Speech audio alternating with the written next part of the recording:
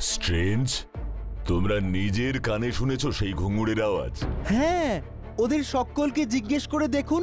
আমার একার কথায় বিশ্বাস করতে যাবেন কেন? আমরা সকলে রাত ভোর জঙ্গলে ছিলাম। ঠিক, আমি তো ভয়ে গাছ থেকে পড়ে গেলাম।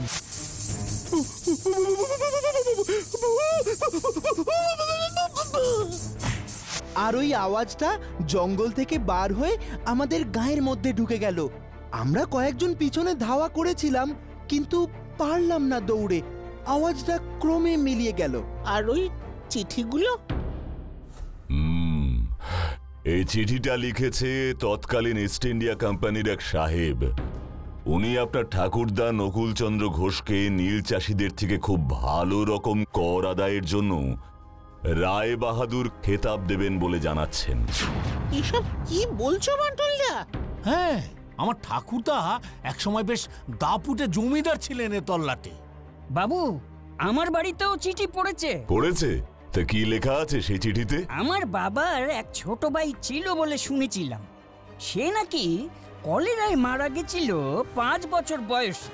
সেই মৃত্যু সংবাদ জানিয়ে আমার দাদু চিঠি লিখেছে।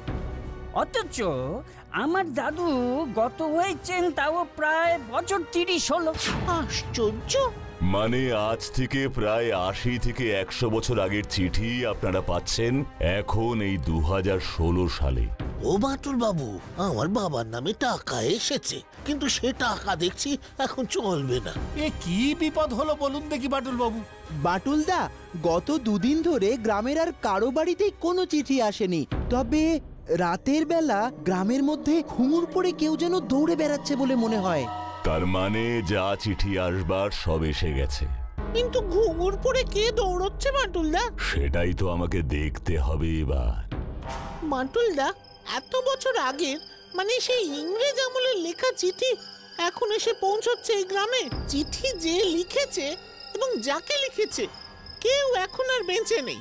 শুধু চিঠি নয়, মানি অর্ডার, কবিরাজি তেলের শিশি, স্বদেশী আন্দোলনের প্রচারপত্র এসবও তো আছে। বাটুলদা, ঐতিহাসিক ভূত! তুই থামবি বিচ্ছু? আচ্ছা বাটুলদা, এর সাথে ওই ঘুঙুর পড়ে যে অদৃশ্য অবস্থায় দৌড়চ্ছে তার কোনো সম্পর্ক আছে বলে মনে হয়? মানে এইসব কি একই লোকের কাজ নাকি? ভূতের কাজ বলতে চাইছি? তাহলে সেটাও তো প্রমাণ করতে হয়। আবার ভূত সেজে এটা তো কোনো মানুষের কীর্তিও হতে পারে। কিন্তু আমি বুঝতে পারছি না এসব পুরনো চিঠিপত্র বিলি করে কার কি লাভ? ঘুঙুর পরে দৌড়চ্ছেই বা কেন? ভূতের মর্জি ঘুঙুর পেতে দৌড়চ্ছে, আবার দেখবি কোন দিন ঢোল বাজাতে বাজাতে দৌড়চ্ছে। पग घुंघर पग घुंघर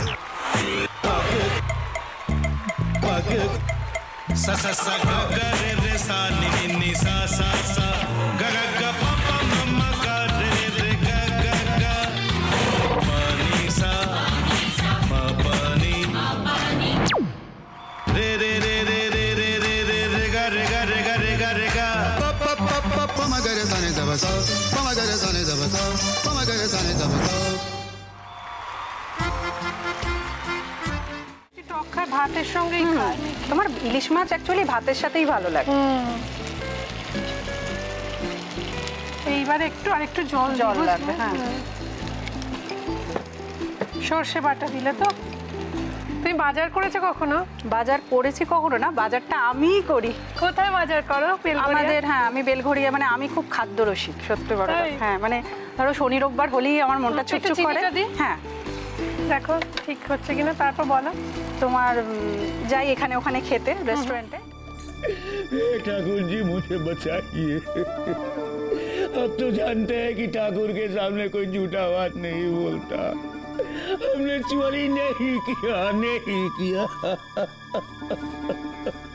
সত্যি তো, ঠাকুরের সামনে তো কেউই মিথ্যা কথা বলে না। তাহলে রামকিনান দাদা সত্যিই বলছে?